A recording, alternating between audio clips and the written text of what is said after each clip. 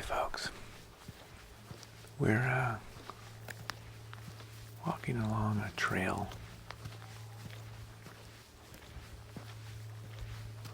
I like this trail. It's not far from where I live, but it sure seems like you're pretty far out in nature on this trail.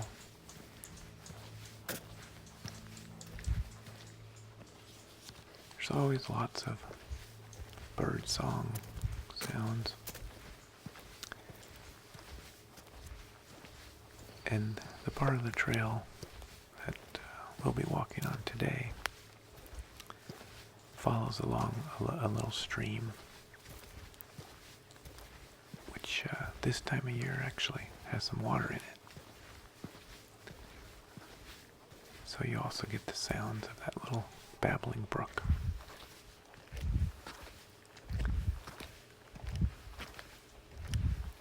Now, I have your view. I'm wearing a harness holding a little GoPro. So I'm trying to walk carefully. I'm using the harness so I can keep my hands free to sort of for safety and in case I need them. Some parts of this trail are a little rugged. But I apologize that there'll be some jostling. I'm trying to walk carefully and as much as I can so I don't jostle the picture around, but you are getting jostled a bit. I'll try to minimize that and edit out some of the worst parts.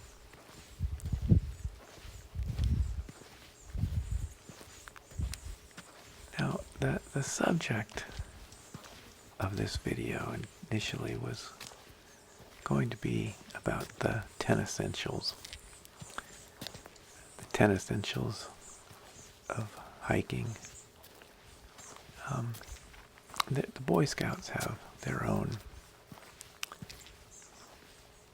list, and that's a good list. And I'll probably use that as my basis. But in real life, of course, depending on the trip and what you're planning to do, whether the Boy Scouts list is the best or whether maybe either a few items in addition or instead of those, or maybe fewer items depending on what you're doing. But the 10 essentials from the Boy Scouts is a great place to start.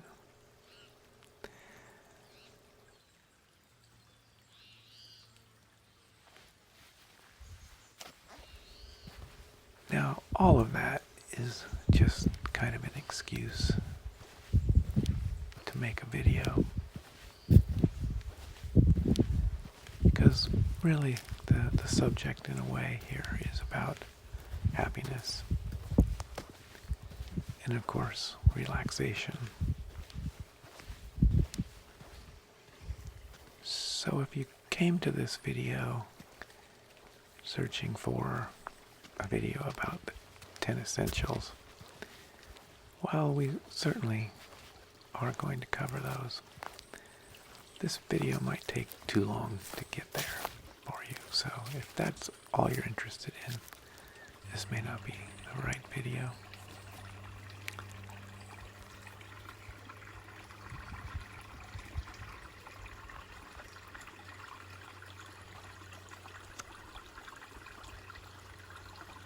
See, there's some cool stuff along this trail.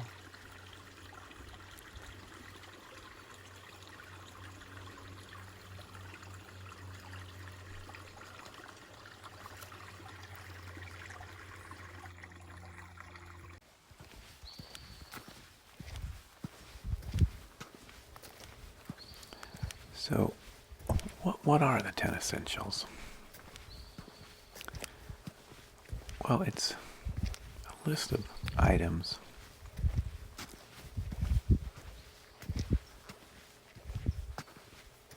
that are recommended for safe travel, particularly when headed to the backcountry. I like to think of it as kind of a checklist.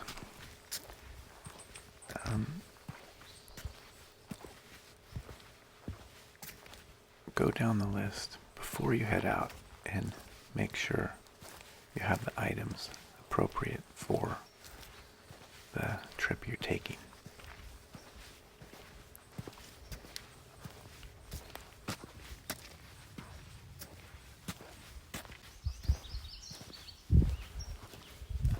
I first encountered the 10 essentials, or the idea of a 10 essential list, through scouting,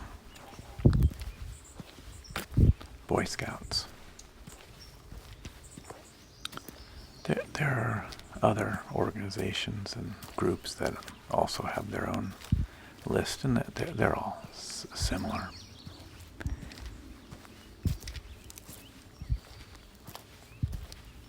Some of these groups are very rigorous about saying you must always have all 10 items, or account for all 10 items on the list. And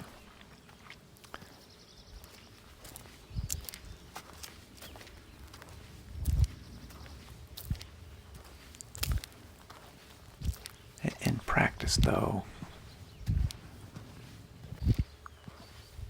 those experienced with outdoors and getting out in the backcountry generally will use their own common sense and experience and base decisions about the 10 essentials on the conditions they're headed into and other factors like that.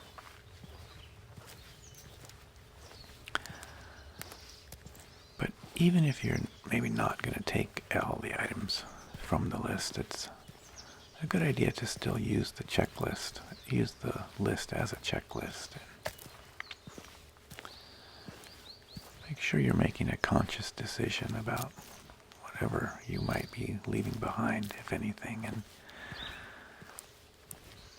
account for it and have a risk assessment decision about that.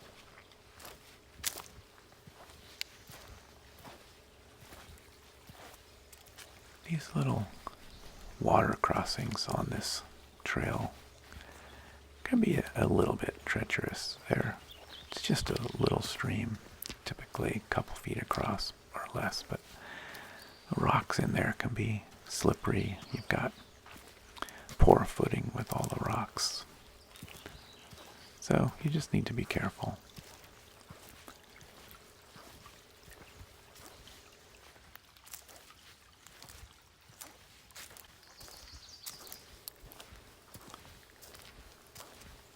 I mentioned before that part of this video is about happiness.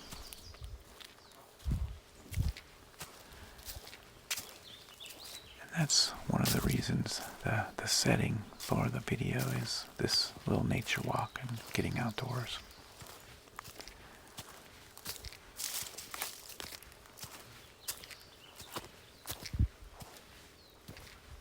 We get benefit from these kinds of activities.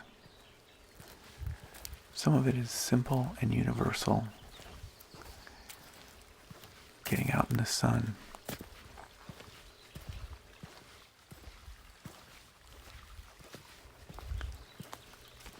Our brains didn't evolve in the indoors, in the dark. We need sunlight to function normally.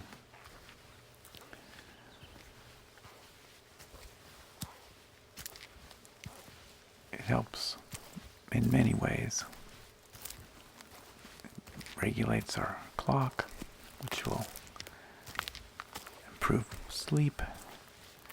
And of course, sleep improves many things. reducing aches and pains, gives us energy, clarity.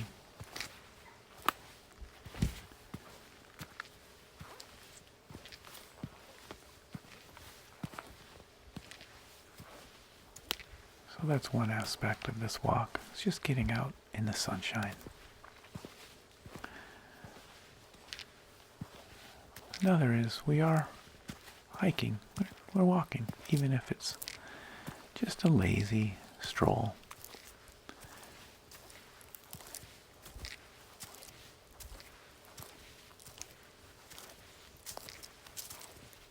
It's good for our body.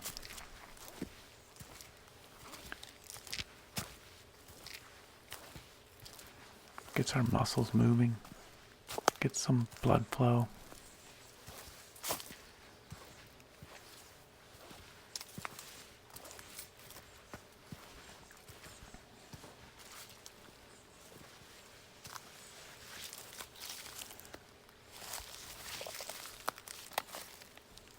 Looks like the end of the trail here, doesn't it?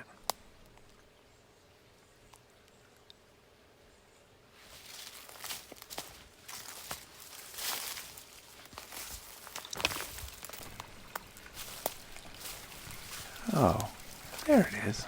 There's the trail.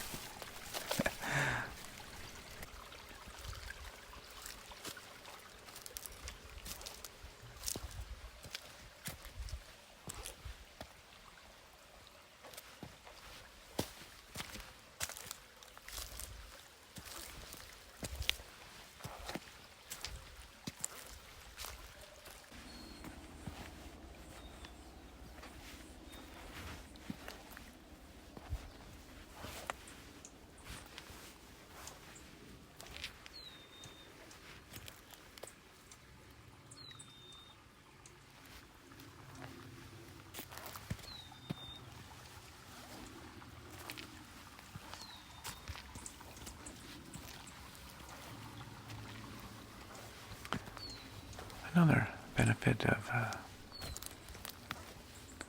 getting outdoors and going on a little hike like this, at least in my case, is I find it relaxing. Especially a nice day like this, and listen to the outdoor sounds and look at nature. And of course we know there's a lot of benefit of relaxation, which is, of course, one of the objectives of this video, too.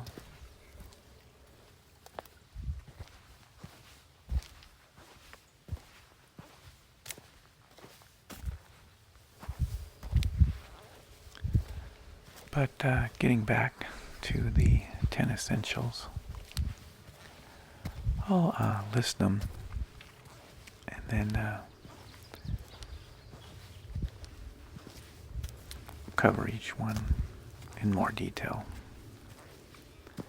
But first, just the list. We've got navigation. It's number 1. Number 2 is illumination. Number 3 is sun protection. Number 4 is first aid. Number 5 is a knife. Number 6 is fire. Number 7 is shelter. Number 8 is extra food.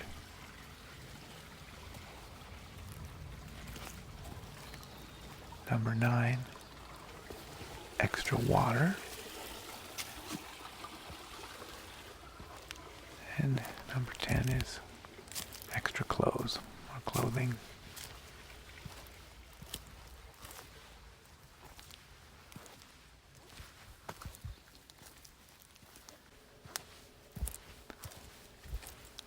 With this list, the first 5 are about staying out of trouble, or if you get in trouble, how to get yourself out of trouble. And the second 5 are about a prolonged stay if you have to, for some reason, stay overnight somewhere unexpectedly.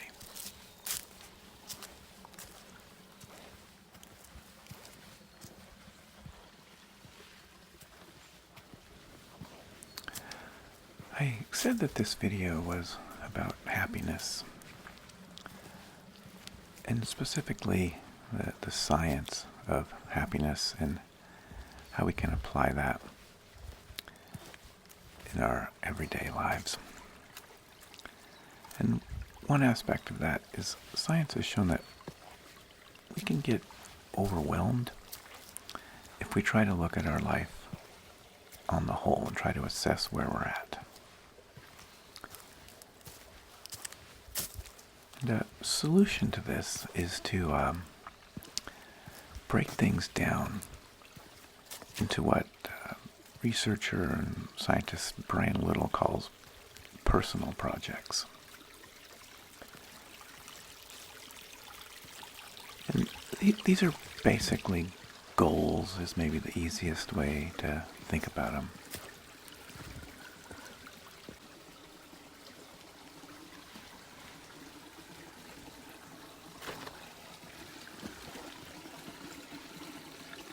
They're commitments we've made with ourselves.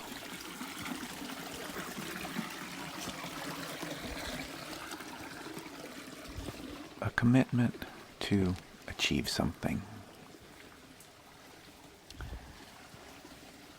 And they can be small things or big, audacious things.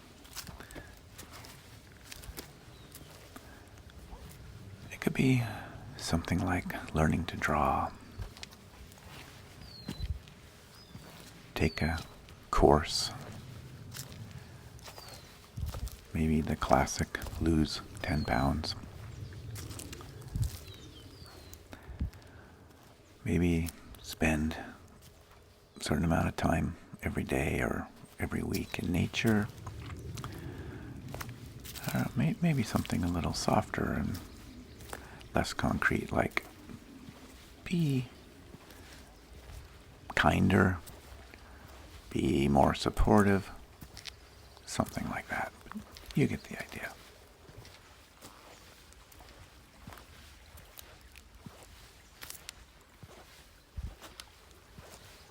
Now, what they discovered is most of us have about a dozen, maybe 10 or 12 of these personal projects going on.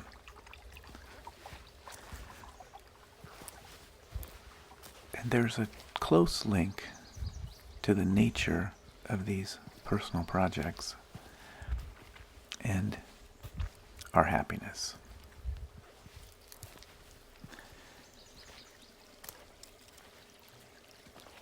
And there's a whole formal analysis you can do on this subject, and I'll put some links in the description and maybe enumerate some of these things as well. But, in rough terms, what we need to do is, first we need to make a list of these personal projects.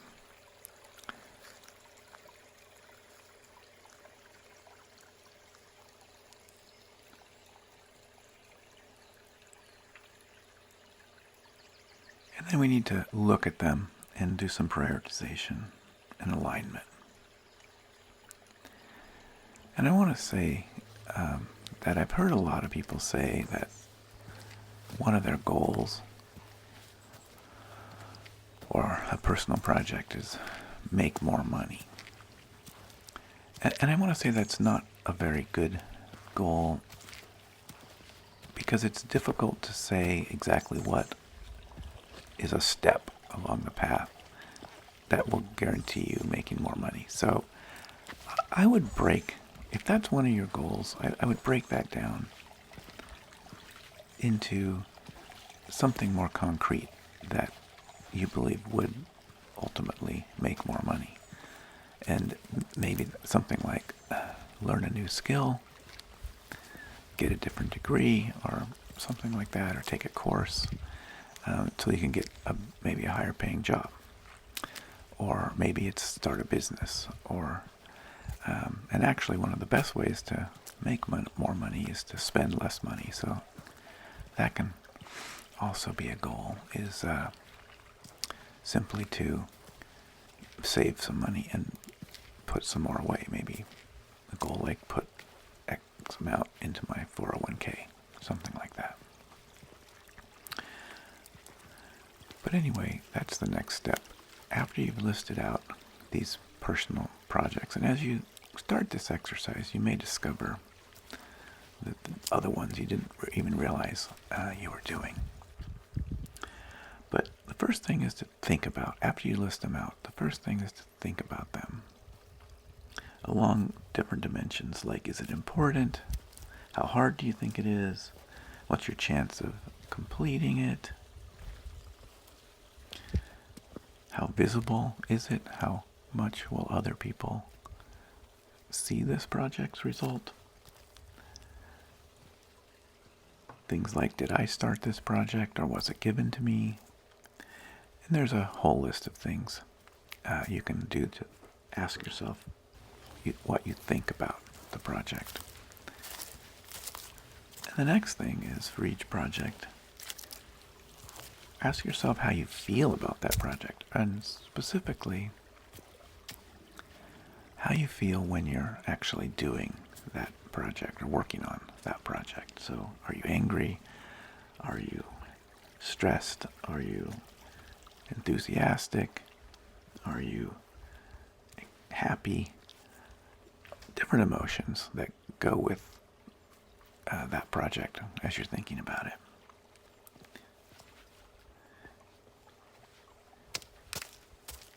And then another thing to look at for each project is how far along you are on it. Try to rank it in pretty fine-grained detail.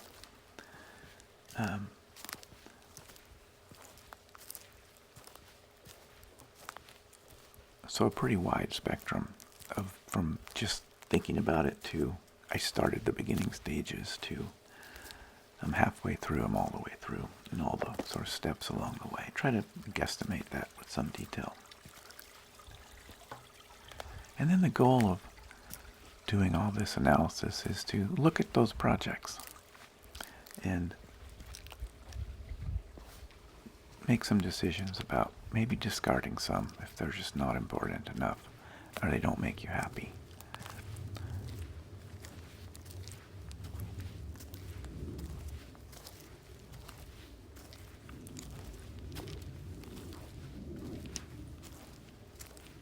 So you would want to look at what we talked about before, about what you think about the project, how it makes you feel, how far along you are in the project.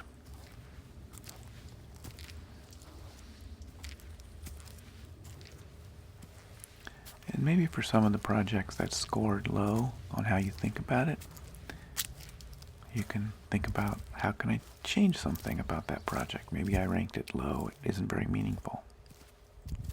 What can I do to make it more meaningful?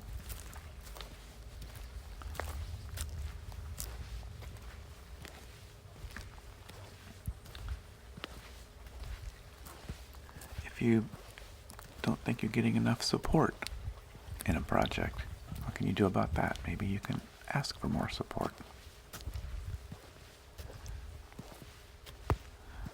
If it's boring, can you make it more interesting? Maybe by framing it differently or something.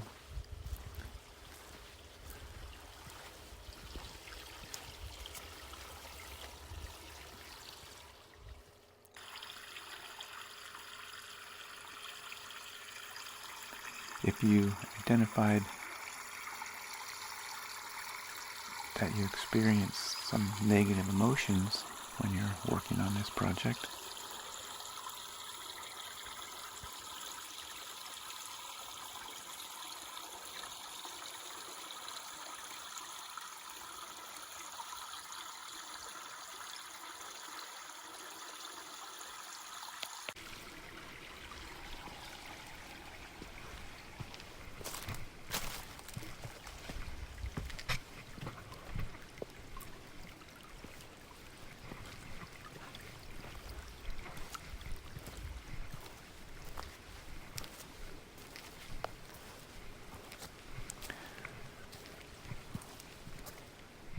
you're experiencing those negative emotions, try to think about why. Why is that happening? Maybe you can modify that project in some way so you don't feel those negative emotions.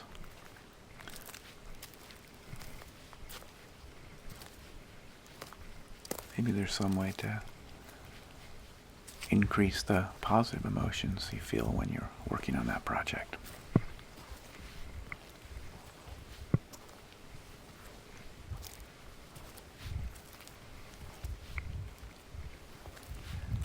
So, these personal projects that we're working on, as I noted, these are really important. These are us.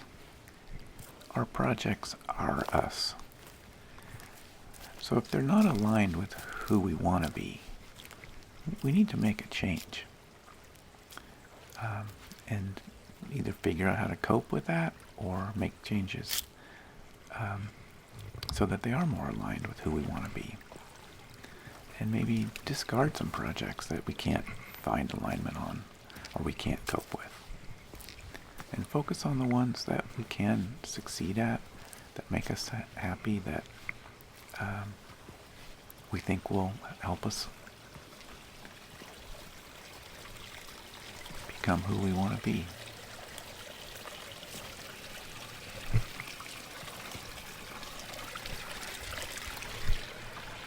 What we've discovered is the more we can bring these projects to conclusion, the happier we are.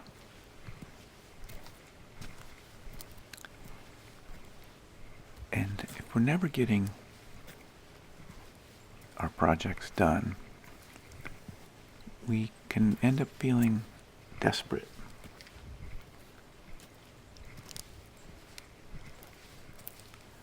So the goal of looking this over, making a list of your projects, asking how you think about or what you think about those projects, asking how you feel about those projects, and then assessing how far along you are in those projects, and then looking all that over and making decisions about it. The point of all that is to get these projects in alignment and narrow down to the projects that we can succeed at and complete.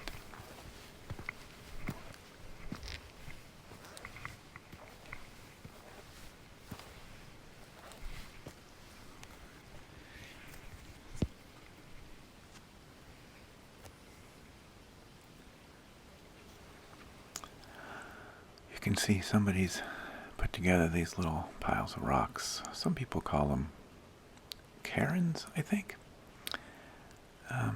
I know some places have explicit rules for forbidding this kind of thing, but I don't know what's going on here. If this was some project or just if it's just random. It's kind of a man-made feature in this nature trail, and I think a lot of times that kind of stuff's kind of frowned upon. But I don't know in this case what's going on with these.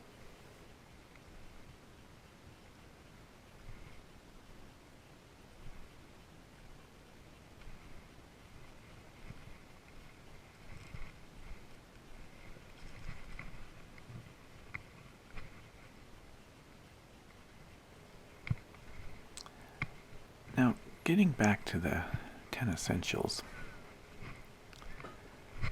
I mentioned the first one is navigation. So what that means is maps, like old-fashioned paper maps, maybe a compass, GPS, whatever you need to navigate that area. And on this I'll say, if we're going to use our phone for that purpose, which might be perfectly fine, a few things to consider.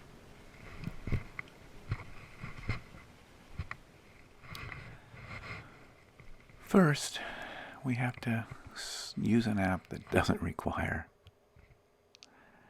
a cell signal, because if we're going into the backcountry, we very well may not have any cell coverage. So you need an app that can have all the maps and everything else it needs, even when you're not connected. And secondly, if you're going to use your phone as your navigation device, you need to figure out how you're going to keep it charged in the backcountry. Most likely that means a solar charger. So you'd have to work out that you have a solar charger that's compatible with your phone, so you can keep it charged even when you're off the grid.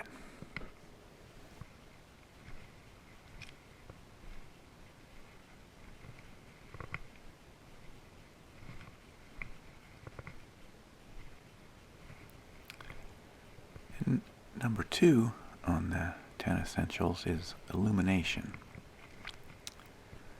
And so that starts with a good headlamp. Typically, a modern headlamp is a LED headlamp, which operates a long time on a set of batteries. So you should have a headlamp and some spare batteries at the bare minimum. It may also include a small lantern.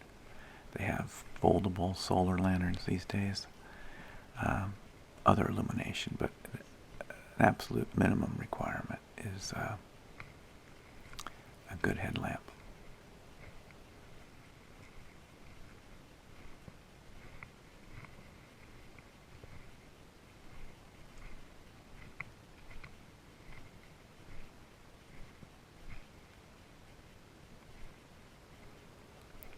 So the next item on the list to consider is sun protection. So that generally means hats and sunglasses, sunscreen, and whatever protective clothing.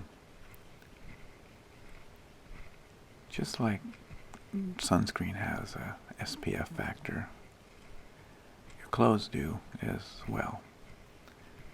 So some clothes offer better sun protection than others, so you just have to factor that in.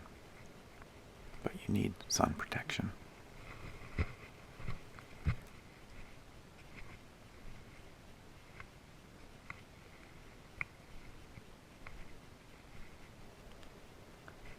Number 5 on our 10 essentials list is a knife, or potentially tools, but certainly a knife. And often that means maybe a good strong knife, but also maybe a multi-tool might make sense.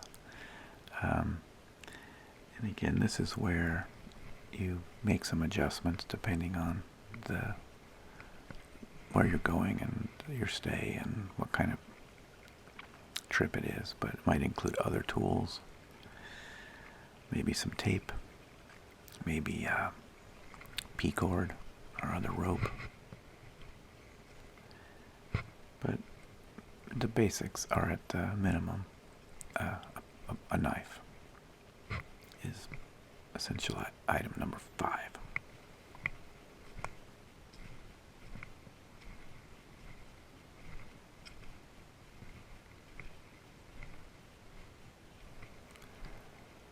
The 10 essentials number 6 is fire. So you need to bring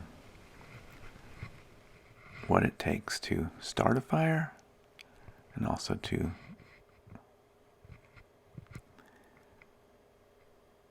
maintain a fire.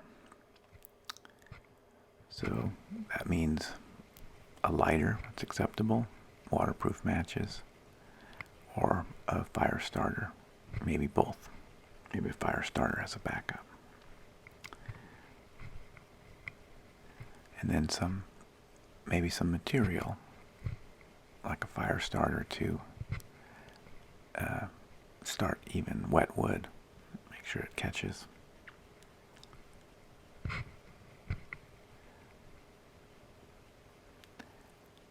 And I guess you could also put in this category again, maybe backpacking would be a small stove. Or if you're car camping, I guess a big stove. But yeah, so the number 5 10 essentials, number 6 10 essential is fire.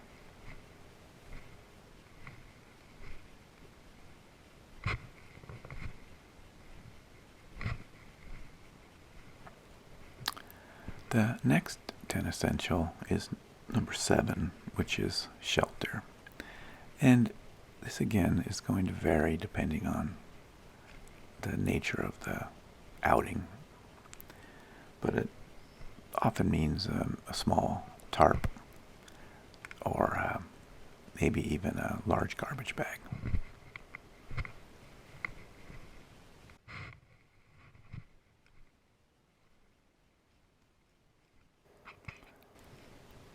I mentioned before that the first 5 items are primarily associated with dealing with preventing and responding to emergencies. And the last 5 items are about spending the night outdoors. And so that applies to shelter and also these next 3 items where we have extra food, extra water, and extra clothes. And these are pretty self-explanatory, really.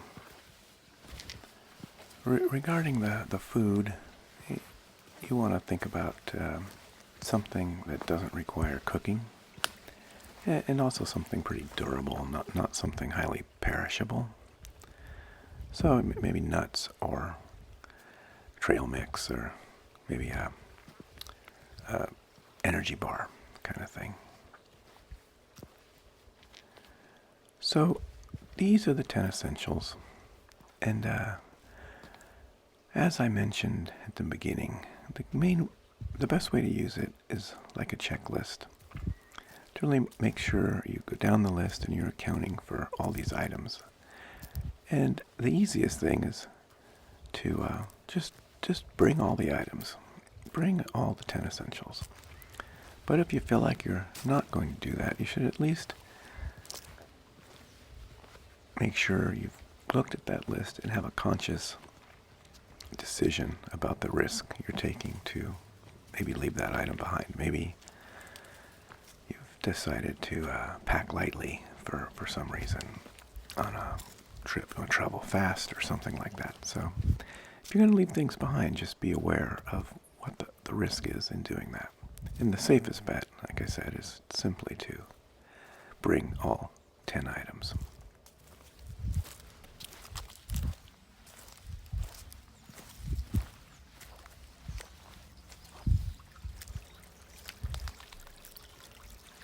So, having wrapped up the 10 essentials,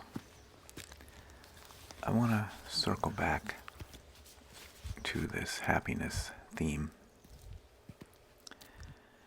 And I probably should have said this at the beginning of this video,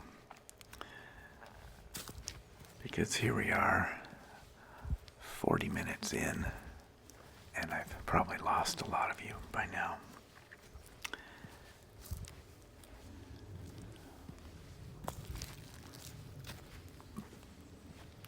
But I'm going to say it now, and it's one of the most important things in this whole video.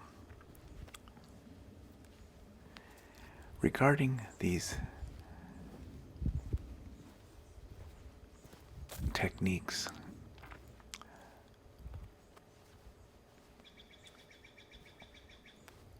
or tools that I'm talking about in this video, the whole point is that despite whatever we do, bad things in life are still bad. But we don't need to make them worse.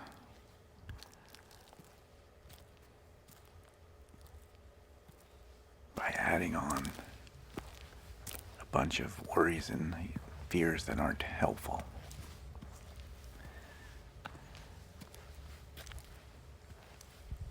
We often make the mistake of assuming that our happiness is derived from external circumstances, like how much money we're earning, whether we had a good childhood, if we picked the right job, these kinds of things. But the radical thing I'm going to tell you now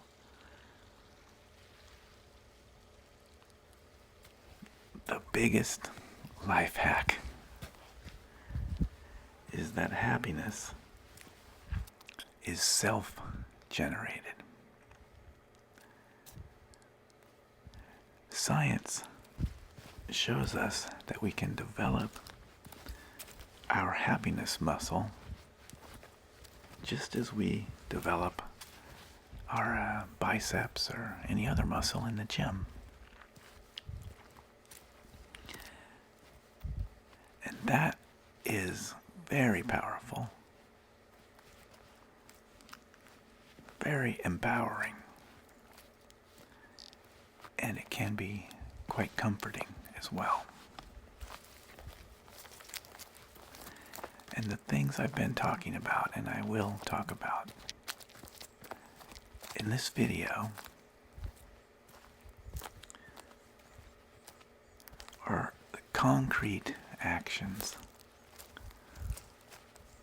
we can take to exercise our happiness muscle.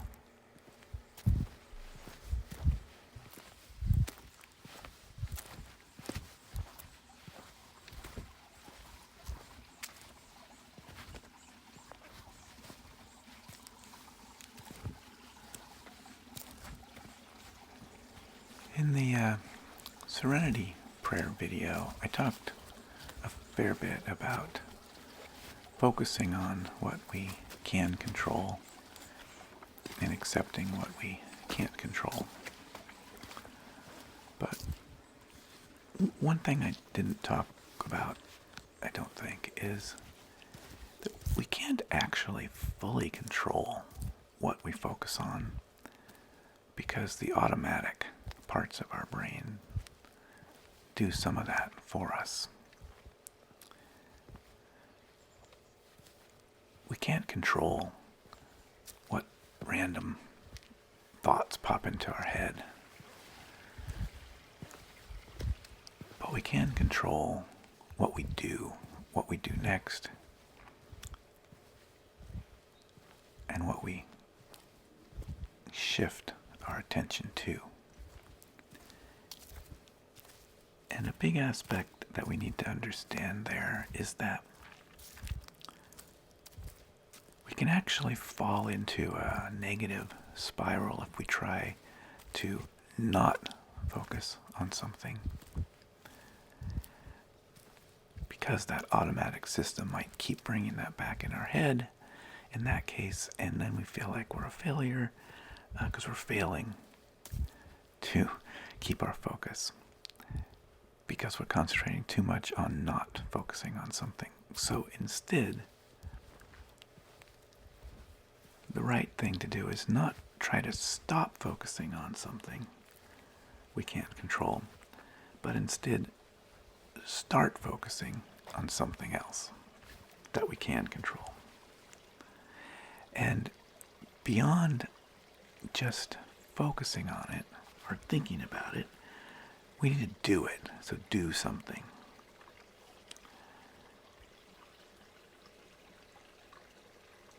Maybe it's something simple,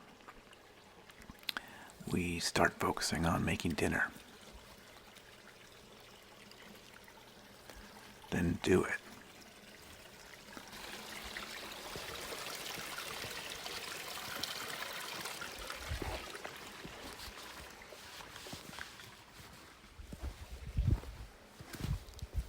And maybe we're just feeling paralyzed, like we don't know what to do or what we can do.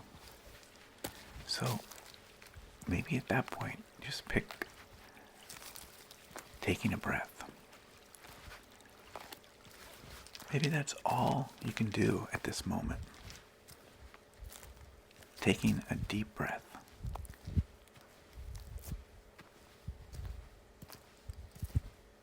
And if that's all, then do it.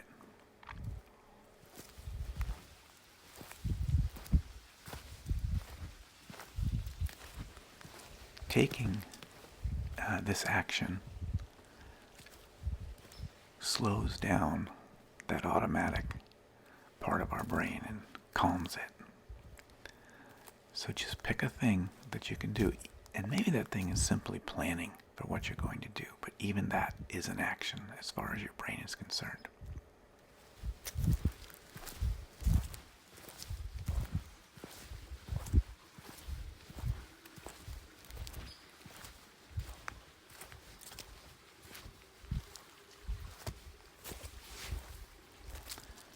We live in a positivity-obsessed culture.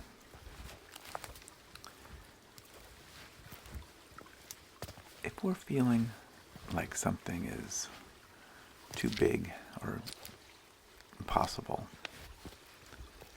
and we're told we're just not thinking positively enough. We're just not using positive thinking enough.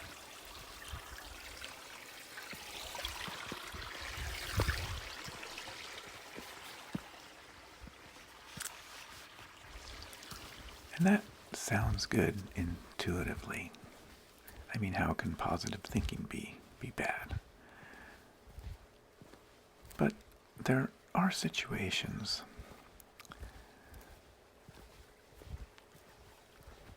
where if we feel that a goal is possible, and we become too focused on that goal, it becomes a distraction. And the answer is to focus on the effort. This is, where this idea of be in the moment comes in.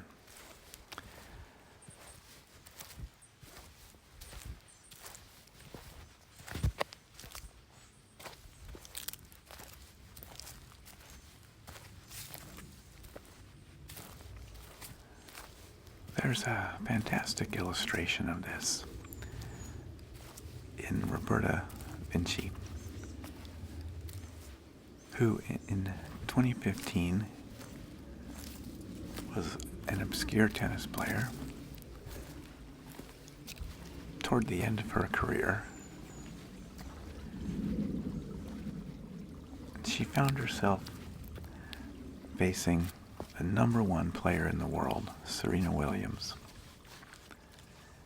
in a semi-finals match at the U.S. Open.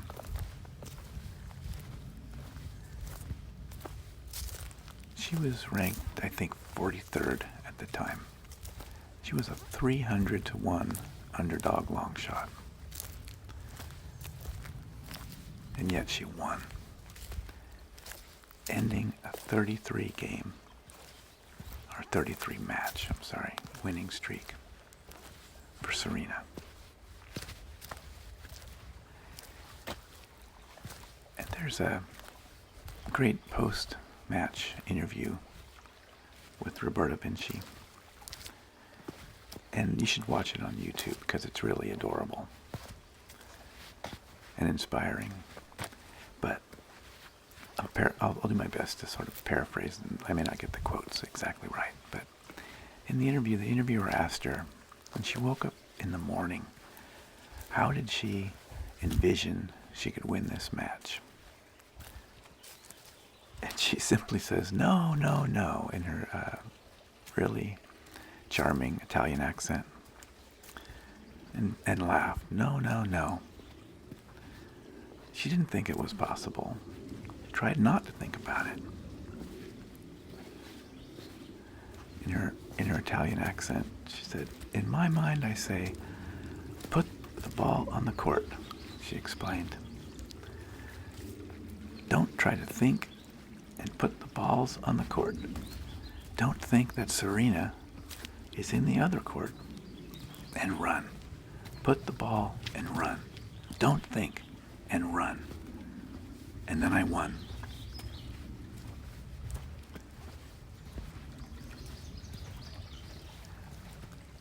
So, if a goal is too intimidating, it just feels daunting, feels impossible, stop focusing on the goal. Stop trying to accomplish it. Be in the moment.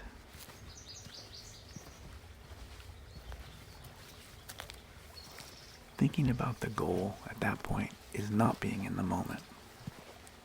The goal is somewhere off in the future. Forget about it. Just put the ball and run.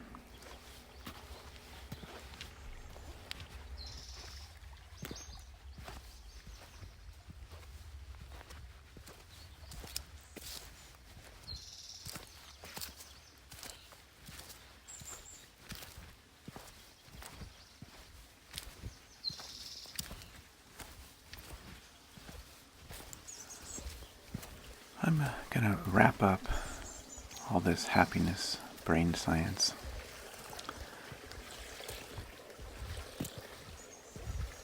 with some simple, specific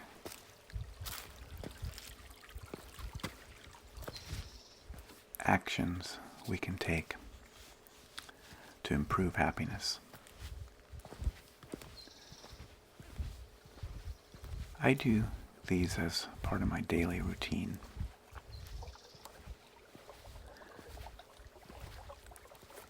This comes from neuroscientist Alex Korb, and you can learn about it, or it's contained in a book called The Upward Spiral by Alex Korb.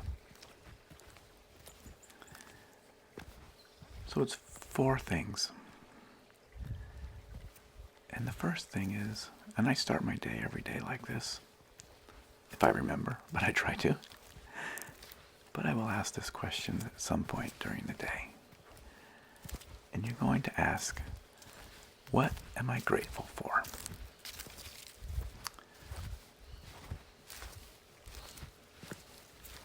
And even if you can't come up with anything, turns out just seeking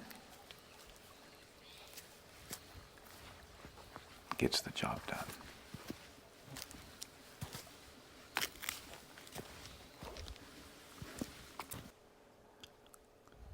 So, ask yourself, what am I grateful for?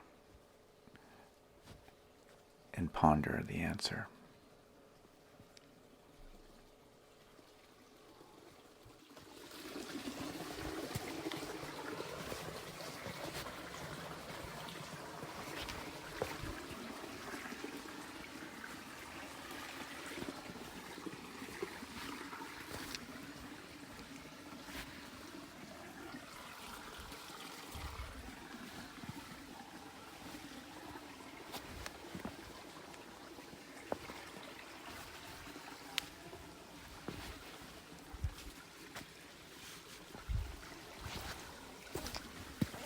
The next one is to label negative feelings or negative emotions.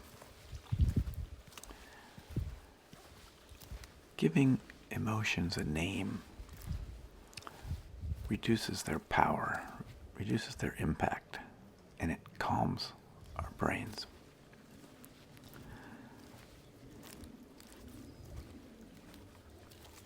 On the other hand, suppressing emotions doesn't work. It can backfire.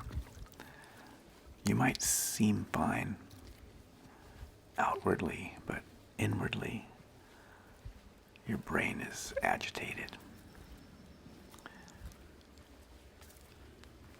Ancient peoples were way ahead of us on this one. Meditation has employed this idea for centuries. Labeling is also a key aspect of mindfulness as well.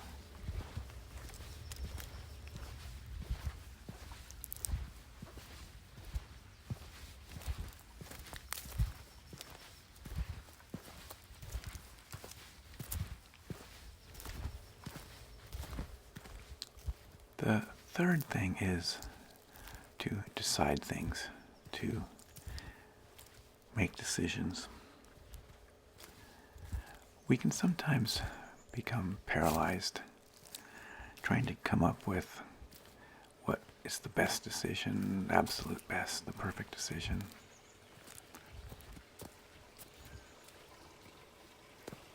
Instead, just make decisions. Think good enough. There's an old saying that good enough is usually good enough.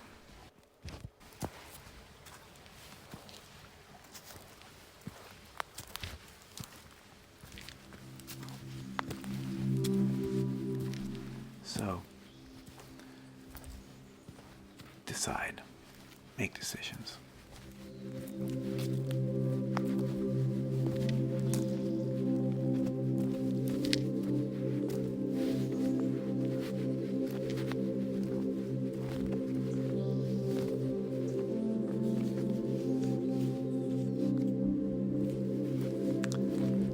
And the final thing is touch.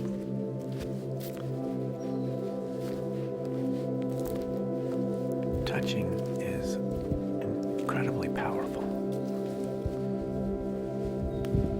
There are many studies showing the powerful impact of even small touches like holding hands or pats on the back. For those close to you, hugs. The longer the better. Hugs.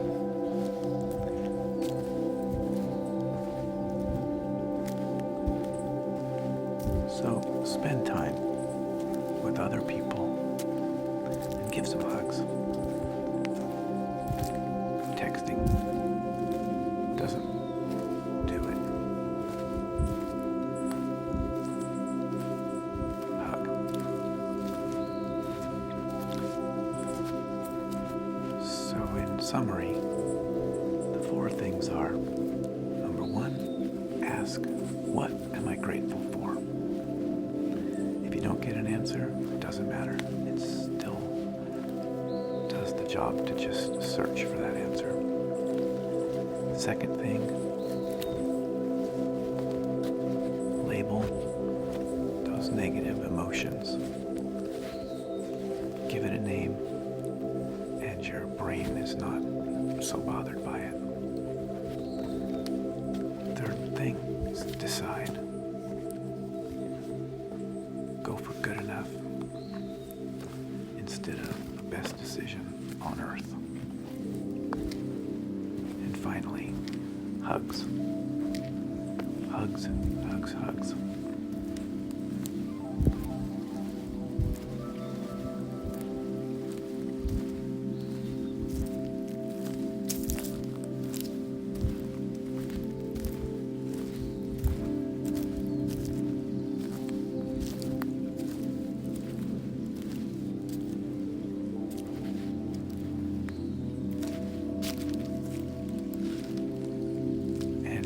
Here's how to get started right now. Just send someone a thank you email.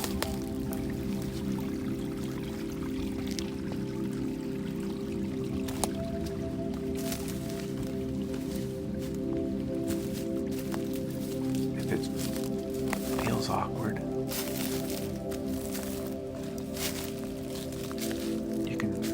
send them a link to this video.